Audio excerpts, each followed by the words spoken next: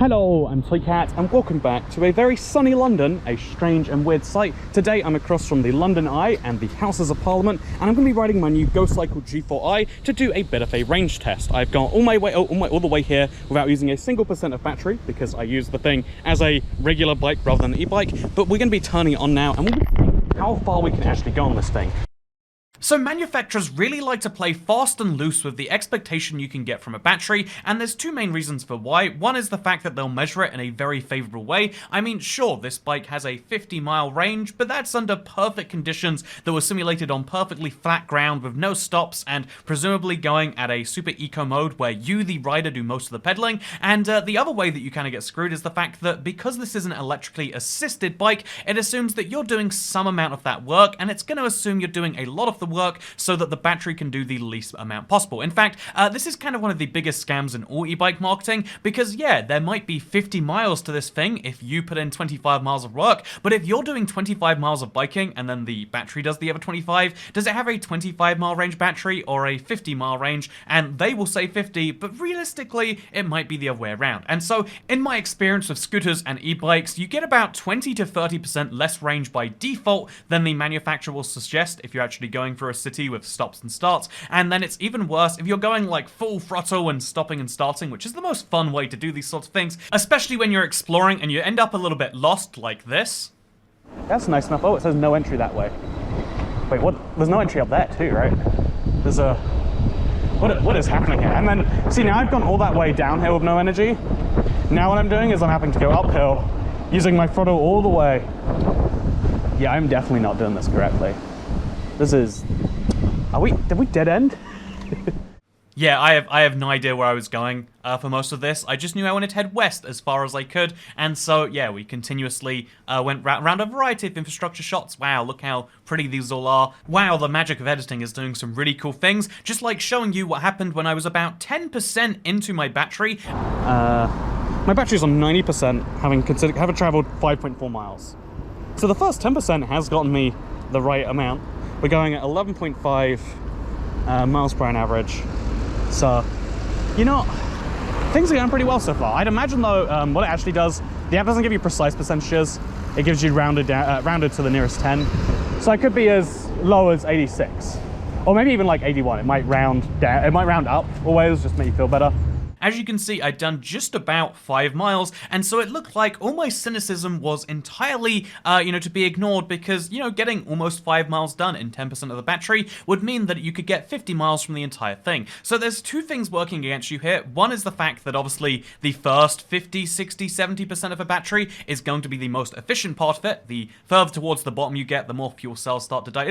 It's a whole problem. And then the other end of this is the fact that obviously this is only rounded to the nearest 10%, something that a lot of high-end products do. Even your phone, it doesn't show you how much signal you get, it simplifies it down to 4 bars. It won't even show you your precise battery, it simplifies it down to the nearest percent, or in some cases, the nearest, few percent. It's a big problem when it comes to just displaying the actual information that you need to know. Do I have 86% or do I have 94%? I didn't know at this point, and so I cycled onwards, only checking my battery again once I'd found myself in this lovely little park. And what was my battery percent at then? We're at 80% with 7.7 miles traveled.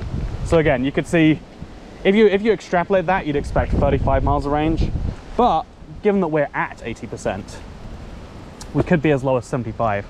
So you could extrapolate as low as 28 miles range.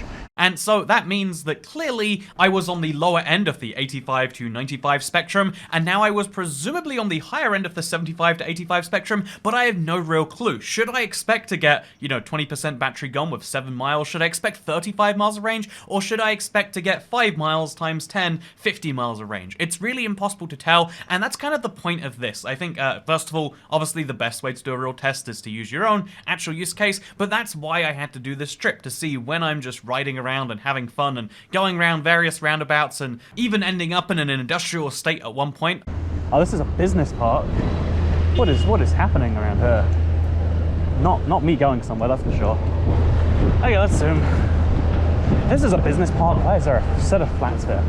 I don't know how any of this happened, but as I was going through all these places and getting lost more than once. Yeah, this is probably the way they intended for me to go, right? Aha, yes, it's blue. Thank God, we did it.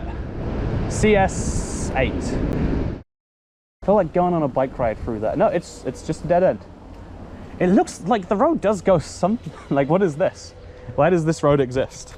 I'm so confused by its very existence. So what I'm actually just gonna do, I'm not gonna bet shame here, I'm just gonna check a map. We're currently at 11 miles as the average speed, 8.8 miles traveled, 27% pedal power to 73% bike power, with an equivalent miles per gallon of 1,973. So, pretty good, all things considered. And yeah, now what we're gonna do is I'm gonna load up the Google Maps and we're gonna see where we're at. We are not far from Wimbledon, as you can see. And oh, where is Richmond's like up there. That's Richmond Park. You know, I'll go to Richmond Park. Oh, the cycle highway's back. That's nice. I missed the cycle highways. I ended up through some very nice places. I really enjoyed some of this tour. Like, I realized there's some really nice places in southwest London that I've just never heard of, looked at, or been to, that, you know, maybe I should have given a more fair shake when I was considering where to live at. There's some very pleasant places. If you live in the southwest of London, moderately jealous. But anyway, as you can see, things were going really well. I was looking forward to making this epic, super long video of a full range test so you could see the full experience rather than just this weird, choppy highlight that you're seeing. However, I realized my GoPro battery was dying, and this is kind of interesting because I've been recording for a full hour. My Go bike had a full 70% of range left, but the camera was the weak link here, and so sadly, as you can see from looking right here, this is where we ended up. I don't know what the numbers were, but way more importantly, I saw some foxes. Is that a fox over there? That is a fox over there. You know, I'm glad I left the camera on. Look at that. There's just a couple of foxes. In the daytime, too. Gotta take a photo of those. And so in the end, I ended up making it home with somewhere between 0 and 10% battery left. It wouldn't tell me exactly how much, but this is actually where I wanted to, you know, like end this point, because as you can see, this is the number of miles I totaled. It is significantly less than the advertised range. It is not just like 20 to 30% under, it is like drastically lower. It is arguably not even within the tolerance range, and you know that some of that is the fact that I do like to use the bike more aggressively than some people, but if it's 50 miles of range, shouldn't it be 45 or 40 miles when I really push it? It shouldn't be in the 20s and 30s, but yet it is. And so, yeah, the other interesting thing is the fact that the last, you know, like 5 miles of that home were also really terrible. I couldn't go at full speed, and this is true for basically every electrical device under the sun, that the last part of the battery just isn't going to be as good as the top part of the battery, but this is something you'd figure they'd be able to work out and have some extra tolerance for. But no, the marketing number is the big number. In reality, what I'm actually going to say is you can expect, if you're using it pure fun and you want to know, like, you know, again, reduce range anxiety, you can expect 25 to 30 miles of range at the very, very, very most. Fortunately, GoCycle do sell spare batteries for their other models. They don't sell one for the G4 yet, but they do sell spare batteries, and if you are trying to go a lot further than this, I can't imagine the circumstance, but if you bring yourself the charger with you, then you can put, you know, like maybe pop into a, you know, a cafe of some form, and you can charge your bike while you're there because it's foldable and it'll sit right next to you. I mean, for instance, it says it takes 3 hours to get from top to bottom, and so if you throw an hour of charge into that thing, you can throw an extra 10 miles of range to get you to the next coffee shop for another 10 miles of range. And so doing something like that would realistically match the, you know, the kind of taking a break patterns you'd need for a super long journey. And but realistically, it's not what I would have wanted. It's not what I would have hoped for. I think if you are trying to go on some super long endurance rides, you do need to manage your battery actively. You do need to be in eco mode, or you do need to be even just doing some sections where the e-bike is barely assisting you, because if you want to go super long distances, it's going to be hard. However, on the flip side, even though it sucks to have a super low power battery or even a dead battery, this bike is very light, and so it actually is rideable even when it's dead. The gearing doesn't work when it's turned off, but otherwise you can use 0% battery and go surprisingly far. To finish my thoughts, this is a bike I'm still really going to enjoy, but it's one that I'm not going to be able to expect a 25 mile trip and then a 25-mile trip back. It's one instead where you've got to be like 25 miles to somewhere, then you're going to want to top it up significantly. And honestly, maybe not even 25 miles to somewhere. Go 20 miles somewhere, top it up a little bit, and then ride it home.